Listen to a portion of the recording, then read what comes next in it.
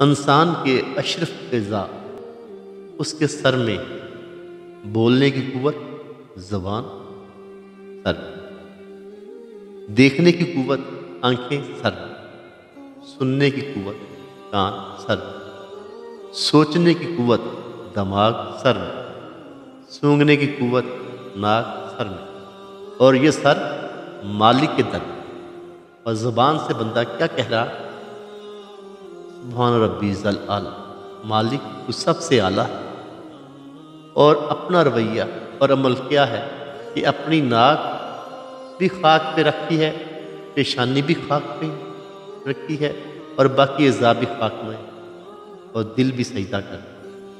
تو گویا یہ عملاً بتا رہا ہے مالک مجھ سے نیچا کوئی نہیں اور تجھ سے اونچا کوئی نہیں۔